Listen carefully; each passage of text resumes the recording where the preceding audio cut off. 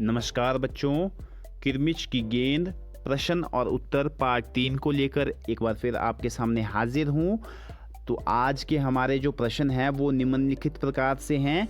गेंदों के अनेक रूप होते हैं। तो हम जानते हैं कि गेंदें जो हैं अलग अलग तरह की होती है। आपने क्रिकेट की बॉल देखी होगी, आपने वॉलीबॉल देखा होगा, आपने फुटबॉल देखी होगी और आपने जो है हॉकी की बॉल देखी होगी। तो इस तरह से जो है गेंदों के जो है अलग अलग रंग रूप होते हैं।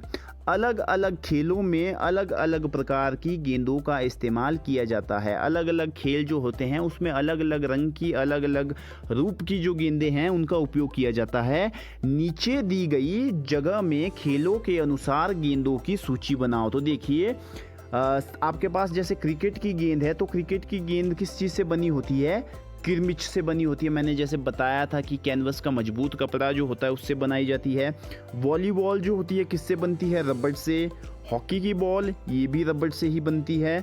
उसके बाद टेनिस की बॉल भी रबड़ से होती है, या यहाँ आप किरमिच भी लिख सकते हैं क्योंकि टेनिस बॉल भी किरमिच से बनाई जाती है। और जो फुटबॉल होती है, फुटबॉल किससे बनती है? चमड़े से मिलके जो है वो फुटबॉल बनाई जाती है। उसका जो कवर होता है वो किस चीज़ से बना होता है? चमड़े से मिलकर बना होता है। ठीक है। उसके बाद हमारा अगला प्रश्न है, दिनेश चिक सरकाकर बरामदे की ओर भागा। तो मैंने आपको वीडियो में भी बताया था कि चिक क्या होता है। चिक होता है बांस की पतली पतली जो उसकी डंडियाँ होती है उससे बना जो पर्दा होता है उसको क्या कहते हैं? चिक कहते हैं। तो चिक जो है वो पर्दे का काम करता है। लेकिन चिक और पर्दे में भी फर्क होता है। इन दोनों में क्या अंतर होता है? चिक में और पर्दे में क्या अंतर होता है? समूह में चर्चा करो। तो देखिए बच्चों, जो चिक होता है वो बांस की तिल्लियों से बनता है। जैसा मैंने आपको बताया कि जो चिक है वो किस चीज़ से बना होता है? बांस की तिल्लियों से मिलकर बनाया जाता है। लेकिन जो पर्दा होता है वो क्या करता है? वो कपड़े से बनता है। ठीक है। जो दोनों का काम है वो एक ही है कि बाहर से आने वाली जो रोशनी है उसको रोकना, है ना। तो लेकिन फ़र्क क्या है? फ़र्क है जिस मटेरियल से ये बनते हैं। जो चिक है वो बांस की तिल्लियों से बनता है, लेकिन जो पर्दा है वो कपड़े से बनता है। अब इसी तरह पता लगाओ कि इन शब्दों में क्या अंतर है। तो देखिए इसी तरह से आपने पता लगाना है ये जो नीचे शब्द लिखे हैं इनमें क्या अंतर है। जैसे टहनी और तन्ने में क्या अंतर है, पेड़ और पौधे में क्या अंतर है, घूस और चूहे में क्या अंतर है, और अंत में है मुंडेर और चार दीवारी में क्या अंतर है। तो देखिए टहनी और तने में क्या अंतर है। जो तना होता है वो पेड़ का मोटा वाला भाग होता है। टहनी पेड़ की डाली होती है जो तन्ने से निकलती है। तना मोटा होता है और जो टहनी होती है वो क्या होती है? पतली होती है। ठीक है। उसके बाद है पेड़ और पौधा।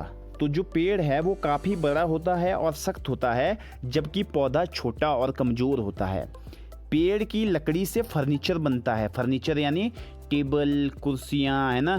तो फर्नीचर बेड आपके वो बनते हैं पेड़ की लकड़ी से। इसके विपरीत पौधे से लकड़ी नहीं मिलती क्योंकि वो छोटा होता है। अभी वो जब ग्रोथ करेगा उसके बाद वो क्या बनेगा? पेड़ बनेगा। उसके बाद है घूस और चूहा। घूस जो है वो चूहे की बड़ी प्रजाति है, मतलब चूहा ही होता है लेकिन बड़ा चूहा होता है। लेकिन जो चूहा होता है दूसरी ओर वो छोटा होता है। घूस जो है वो बिल में रहता है। खेतों में उसने बड़े बड़े बिल बनाए होते हैं, उसमें घूस रहता है। जबकि चूहा जो है वो घरों में ही स्थानों में आपके छिपे रहते हैं। उसके बाद अंतिम है मुंडेर और चार दीवारी। तो छत की चारों ओर उठी दीवार के ऊपरी हिस्से को जो है मुंडेर कहते हैं। जहाँ पर कबूतर बैठे रहते हैं आपके ऊपर उसको मुंडेर कहते हैं। इसके विपरीत चार दीवारी जो है वो घर के चारों ओर बनी होती है। घर के चारों ओर जो है सुरक्षा कारणों से जो है उसको बनाया जाता है। मुंडेर की ऊंचाई कम होती है। जो मुंडेर होता है आपने देखा होगा, मुंडेर जो रखा होता है घर में ऊपर टॉप पे, उसकी जो ऊंचाई होती है मुंडेर की, सिर्फ मुंडेर की ऊंचाई जो है वो कम होती है। लेकिन जो चार दीवारी है उसकी ऊंचाई जो है बहुत ज़्यादा होती है, ताकि उस चार दीवारी के और आर पार कोई आ जा ना सके। ठीक है। तो ये जो है इनमें अंतर है। तो इस तरह से हमारी ये वीडियो यहीं समाप्त होती है। आने वाली वीडियो में हम इस पाठ के बचे हुए प्रश्न और उत्तर करेंगे। आपका इस वीडियो को देखने के लिए बहुत बहुत धन्यवाद। जय हिंद, जय हिमाचल।